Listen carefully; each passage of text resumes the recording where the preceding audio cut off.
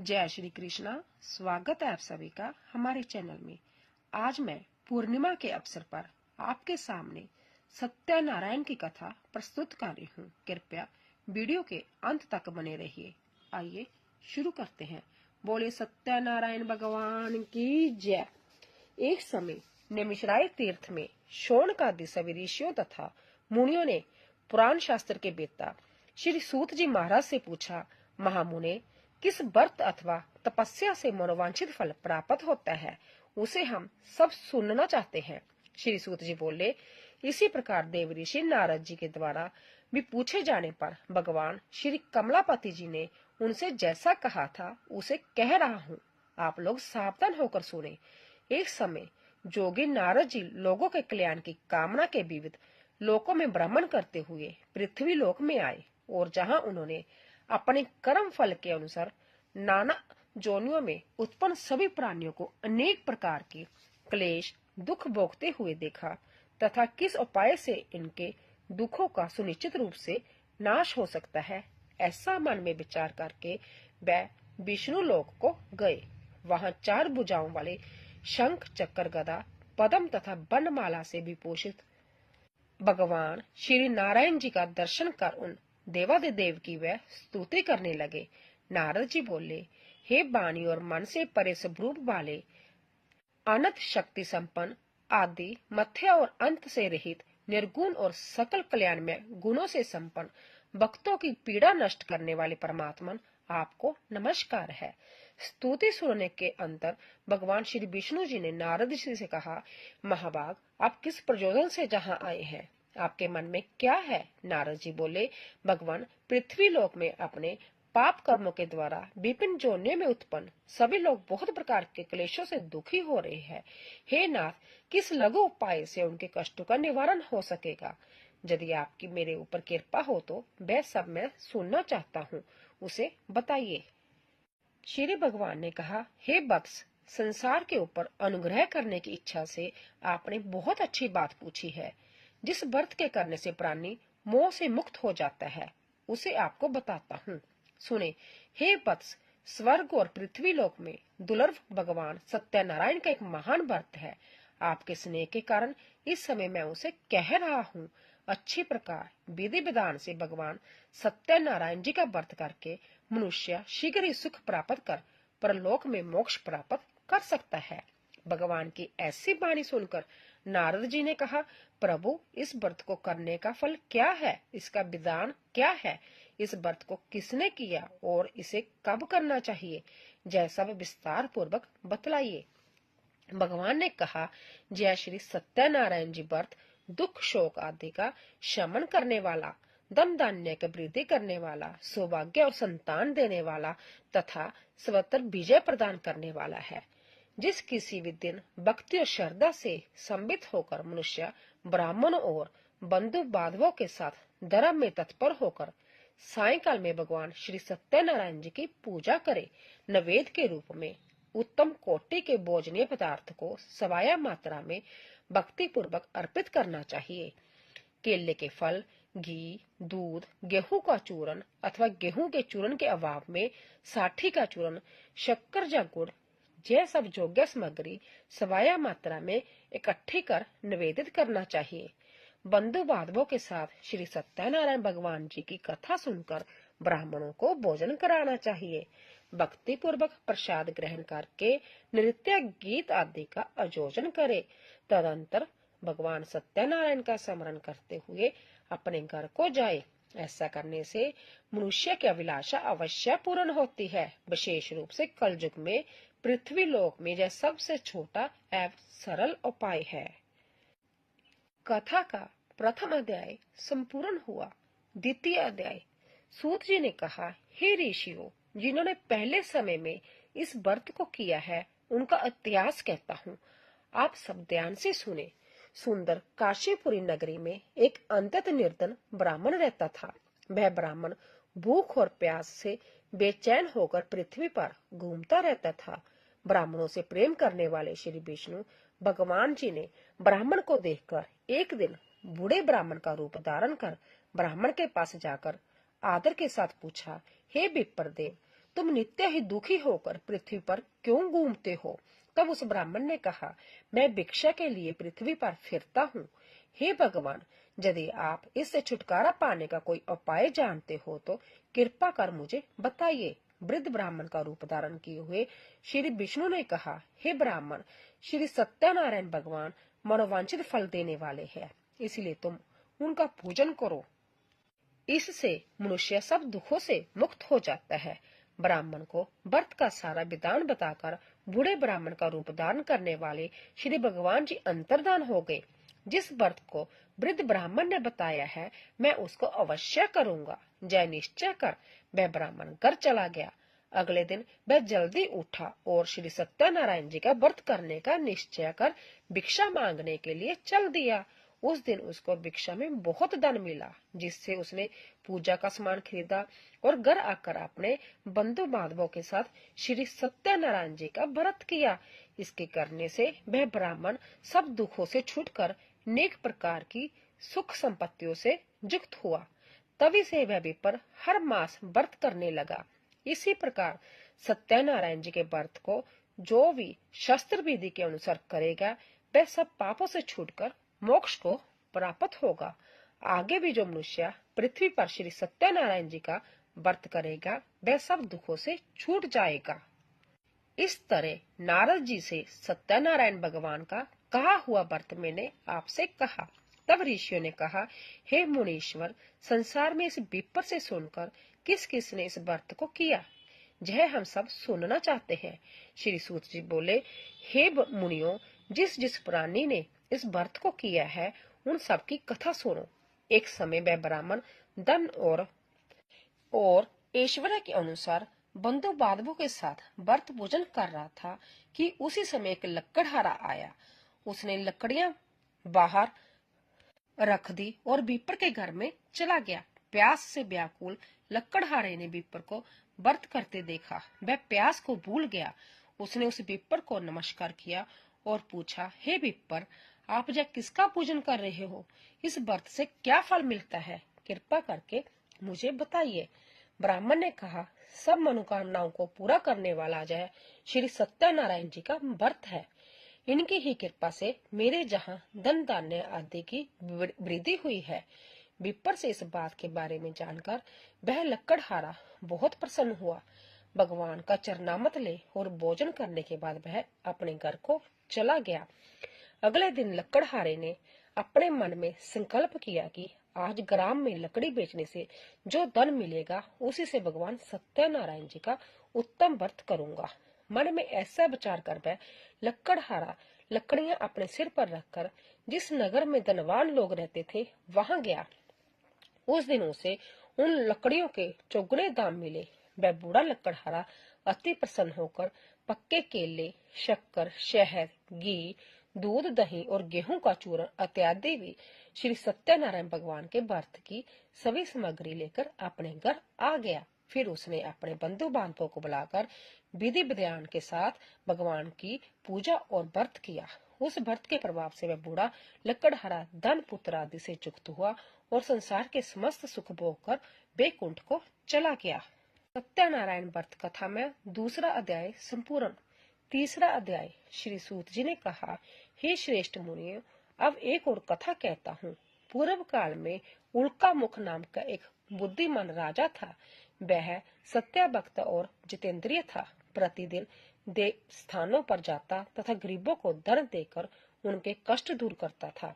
उसकी पत्नी सुंदर और सती साध्वी थी। भद्रशिला नदी के तट पर उन दोनों ने श्री सत्यनारायण भगवान जी का व्रत किया। साधु नामक एक वेश्या राजा को व्रत करते देख उनसे पूछने लगा, हे राजन, भक्ति युक्त चित्त से जय आप क्या कर रहे हैं? मेरी सुनने की इच्छा है।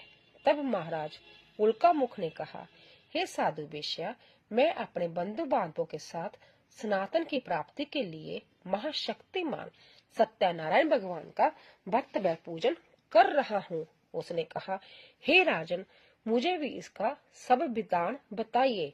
मैं भी आपके कथा अनुसार इस व्रत को करूंगा। मुझे कोई संतान नहीं है। विश्वास है कि इससे निश्चय ही मेरे जहाँ भी संतान होगी। राजा से सब विधान सुन व्यापार से निवृत्त हो वह वेश्या खुशी खुशी अपने घर आया। वेश्या ने अपनी पत्नी लीलावती से संतान देने वाले उस व्रत का समाचार सुनाया और प्रण किया कि जब हमारे जहाँ संतान होगी तब मैं इस व्रत को करूंगा। एक दिन उसकी पत्नी लीलावती संसारिक धर्म में प्रवृत्त होकर गर्भवती हो गई। उसने एक सुंदर कन्या को जन्म दिया। कन्या का नाम कलावती रखा गया। इसके बाद लीलावती ने अपने पति को स्मरण दिलाया कि आपने जो भगवान का व्रत करने का संकल्प किया था अब आप उसे पूरा कीजिए। साधु वेश्या ने कहा, हे प्रिय, मैं कन्या के विवाह पर इस व्रत को करूंगा। इस प्रकार अपनी पत्नी को विश्वास दे वह व्यापार करने चला गया। काफी दिनों पश्चात वह लौटा तो उसने नगर में सखियों के साथ अपनी पुत्री को खेलते देखा। वेश्या ने तत्काल कलावती के लिए कोई सुयोग्य वर की तलाश की। कंचन नगर के एक सुजोग बणिक पुत्र से अपने बंधु बांधवों सहित प्रसन्नचित होकर अपनी पुत्री का विवाह उसके साथ कर दिया। वेश्या विवाह के समय भी सत्यनारायण का भगवान का व्रत करना भूल गया। इस पर श्री सत्यनारायण भगवान की लीला हुई। अपने कार्य में कुशल साधु नामक वेश्या अपने जमाता सहित नाव को लेकर व्यापार करने के लिए समुद्र के समीप स्थित रत्नसपुर नगर में गए। दोनों ससुर जमाई राजा चंद्रकेतु के नगर में व्यापार करने लगे। एक दिन भगवान सत्यनारायण जी की माया से प्रेरित एक चोर राजा का धन चुराकर भागा जा रहा था। सजा के दूतों को अपने पीछे आते देखकर चोर ने घबरा कर राजा के धन को उनकी नाव में रखकर भाग गया जहाँ ससुर जमाई थे। जब राजा के धन को उनकी नाव में रखा देखा तो पकड़कर राजा के समीप जाकर बोले, हम ये दो चोर पकड़ कर लाए हैं, आप आज्ञा दे। राजा ने कारागार में डालने की आज्ञा दे दी। इस प्रकार राजा की आज्ञा से उनको कठिन कारावास में डाल दिया गया तथा उनका धन भी ले लिया। सत्यनारायण भगवान की लीला के अनुसार साधु वेश्या की पत्नी लीलावती व पुत्री कलावती भी घर पर बहुत दुखी हुई। उनके घर में रखा धन चोर ले गए। एक दिन शारीरिक व मानसिक पीड़ा तथा भूख प्यास से अति दुखित हो भोजन की चिंता में कलावती एक ब्राह्मण के घर गई। उसने श्री सत्यनारायण भगवान का व्रत होते देखा। उसने कथा सुनी तथा प्रसाद ग्रहण कर रात को घर आई। माता ने कलावती से पूछा, हे पुत्री, तू अब तक कहाँ रही? वह तेरे मन में क्या है? कलावती बोली, हे माता, मैंने श्री सत्यनारायण भगवान का व्रत होते देखा है। तब कलावती के वचन सुनकर लीलावती ने सत्यनारायण भगवान की पूजन की तैयारी की। उसने परिवार और बंधुओं सहित श्री सत्यनारायण भगवान का पूजन व व्रत किया और वर मांगा कि मेरे पति और दामाद शीघ्र ही घर लौट आए। साथ ही प्रार्थना की, हम सबका अपराध क्षमा करो। श्री सत्यनारायण भगवान जी इस व्रत से संतुष्ट हो गए। उन्होंने राजा चंद्रकेतु को स्वप्न में दर्शन देकर कहा, हे राजन, जिन दोनों वेश्यों को तुमने बंदी बना रखा है वह निर्दोष है, उन्हें प्रांतः ही छोड़ देना। राजा से वचन कहकर भगवान अंतर्धान हो गए। प्रांतःकाल राजा चंद्रकेतु ने सभा में सबको अपना स्वप्न सुनाया और सैनिकों को आज्ञा दी कि दोनों बनिक पुत्रों को कैद से मुक्त कर सभा में लाया जाए। दोनों ने आते ही राजा को प्रणाम किया। राजा ने उनसे कहा, हे महान बाबू, तुम्हें भाविवश ऐसा कठिन दुख प्राप्त हुआ है, अब तुम्हें कोई भय नहीं, तुम मुक्त हो। ऐसा कहकर राजा ने उनको नए नए वस्त्र आभूषण दिए तथा उनका जितना धन लिया था उससे दूना लुटाकर आदर से विदा किया। दोनों वेश्या अपने घर को चल दिए। सत्यनारायण व्रत कथन तीसरा अध्याय संपूर्ण। चौथा अध्याय। श्री सूत जी ने कहा, वेश्या और उसके जमाई ने मंगलाचार करके यात्रा आरंभ की और अपने नगर की ओर चल पड़े। उनके थोड़ी दूर आगे बढ़ने पर दंडी वेशधारी श्री भगवान जी ने उनसे पूछा, हे वेश्या, तेरी नाव में क्या है?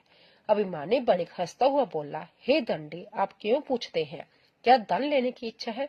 मेरी नाव में तो बेल और पत्ते भरे हैं। वेश्या का कठोर वचन सुनकर दंडी रूप में भगवान ने कहा, तुम्हारा वचन सत्य हो। ऐसा कहकर वहां से कुछ दूर जाकर समुद्र के किनारे बैठ गए। दंडी महाराज के जाने के पश्चात वेश्या ने नित्य क्रिया से निवृत्त होने के बाद नाव को ऊंची उठी देखकर अचंबा किया तथा नाव में बेलपत्ते आदि देखकर मूर्छित हो जमीन पर गिर पड़ा। होश आने पर अंततः शोक प्रकट करने लगा। तब उसके जमाता ने कहा, आप शोक न करें, जय दंडी महाराज का श्राप है, अंत्या उनकी शरण में ही चलना चाहिए, तभी हमारी मनोकामना पूरी होगी। जमाता के वचन सुनकर दंडी महाराज के पास पहुंचा और भक्ति भाव से प्रणाम करके बोला, मैंने जो आपसे असत्य वचन कहे थे उसके लिए मुझे क्षमा करे। ऐसा कहकर बेश्या रोने लगा। तब दंडी भगवान बोले, हे बनिक पुत्र, मेरी आज्ञा से तुझे बार बार दुख प्राप्त हुआ है, तू मेरी पूजा से विमुख हुआ है। तब उसने कहा, हे भगवान, आपकी माया से ब्रह्मा आदि देवता भी आपके रूप को नहीं जान पाते, तब मैं अज्ञानी भला कैसे जान सकता हूँ। आप प्रसन्न होइए, मैं अपनी सामर्थ्य के अनुसार आपकी पूजा करूंगा। मेरी रक्षा कीजिए और पहले के समान मेरी नौका को धन से भर दीजिए। उसके भक्ति युक्त वचन सुनकर भगवान जी प्रसन्न हो गए और उसकी इच्छा अनुसार वर देकर अंतर्धान हो गए। तब ससुर व जमाता दोनों ने नाव पर आकर देखा कि नाव धन से परिपूर्ण है। फिर वे भगवान सत्यनारायण जी का पूजन कर जमाता सहित अपने नगर को चले आए। जब वह अपने नगर के निकट पहुंचा, तब उसने एक दूत को अपने घर भेजा। दूत ने बेश्या के घर जाकर उसकी पत्नी को नमस्कार किया और कहा, आपके पति अपने दामाद सहित इस नगर के समीप आ गए हैं। लीलावती और उसकी कन्या कलावती उस समय भगवान का पूजन कर रही थी। दूत का वचन सुनकर साधु की पत्नी ने बड़े हर्ष के साथ सत्यदेव का पूजन पूर्ण किया और अपनी पुत्री से कहा, मैं अपने पति के दर्शन को जाती हूँ, तू भी कार्य पूर्ण कर शीघ्र आना। परंतु कलावती पूजन और प्रसाद छोड़कर अपने पति के दर्शन के लिए चली गई, परंतु उसको पति का दर्शन प्राप्त नहीं हुआ। नौका को डूबा हुआ तथा कन्या को रोती हुई देख बेश्या दुखित हो बोली, हे प्रभु, मुझसे या मेरे परिवार से जो भूल हुई है उसे क्षमा करो। उसके दीन वचन सुनकर सत्यदेव भगवान प्रसन्न हो गए। आकाशवाणी हुई, हे बेश्या, तेरी कन्या प्रसाद छोड़कर आई है, इसका पति अदृश्य हुआ है। यदि वह घर जाकर प्रसाद खाकर लौटे तो इसका पति अवश्य मिलेगा। आकाशवाणी सुनकर कलावती ने घर पहुंचकर पूजन कर प्रसाद खाया और फिर आकर अपने पति के दर्शन किए। फिर बेश्या ने वही बंधु बांधवों से सत्यदेव का विधि पूर्वक पूजन किया। वह इस लोक का सुख भोग कर अंत में स्वर्ग लोक को गया। सत्यनारायण व्रत कथा में चौथा अध्याय संपूर्ण। 5वां अध्याय। श्री सूत जी ने आके कहा, हे ऋषियों, मैं एक और कथा सुनाता हूँ।